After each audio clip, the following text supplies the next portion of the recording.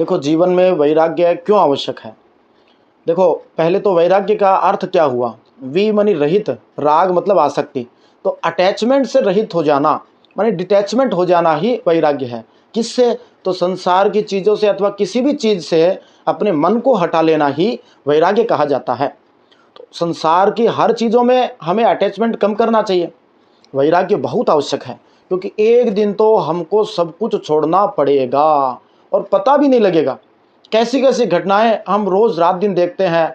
बहुत सारे लोग जो इसको जानते हैं, पहलगाम गए थे, जो टूरिस्ट थे, उनको क्या पता था कि हमारा अंतिम समय है। और अभी कल परसों जो हवाई जहाज़ में मरे हैं लोग, उनको भी क्या पता था। जो हॉस्टल में लोग वहाँ रह रहे थे, उसमें बहुत सारे लोग मर गए, पता ही नहीं लगा। तो इसलिए यह मनुष्य जीवन इतना महत्वपूर्ण है कि अचानक से जब कोई व्यक्ति अपनी आसक्तियों को छोड़ता नहीं है और तब मरता है, तब उसकी दुर्गति होती है, तब वह प्रेत आदि बनता है अथवा दूसरी दूसरी योनियों में भटकता फिरता है। तो हमें जब जिस चीज़ को छोड़ना ही है, उसका कुछ तो अभ्यास करना ही चाहिए।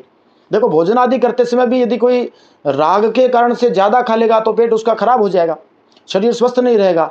तो शरीर यदि स्वस्थ नहीं है, किसी को डायबिटीज़ है, तो उसको शुगर से राग रहित होना ही पड़ेगा। नहीं होगा तो मर जाएगा। इसी प्रकार से हमारा भी जो कल्याण होना है वो वैराग्य से ही होगा। 4 आश्रम हमारे बताए गए हैं। उसमें पहला है ब्रह्मचर्य आश्रम, दूसरा है गृहस्थ आश्रम, तीसरा है वानप्रस्थ आश्रम और चौथा है संन्यास आश्रम।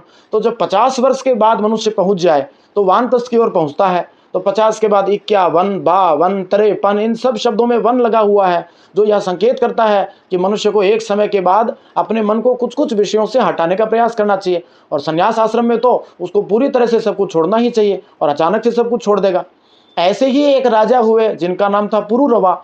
उनको किस प्रकार वैराग्य की प्राप्ति हुई, इसका वर्णन श्रीमद् भागवत के उद्धव गीता में 11वें स्कंद के 26वें अध्याय में आया है। यदि आप पूरी श्रीमद् भागवत सुनना चाहते हैं अथवा इस प्रसंग को सुनना चाहते हैं तो आप इस चैनल पर जाकर देख सकते हैं। उसका लिंक भी डिस्क्रिप्शन में दिया हुआ है। वहाँ पर आप देख सकते हैं कितना विलक्षण रीति से भगवान ने जैसे भगवत गीता कही वैसे ही उद्धव गीता कही है। और भागवत का एक एक श्लोक बड़ा विलक्षण है।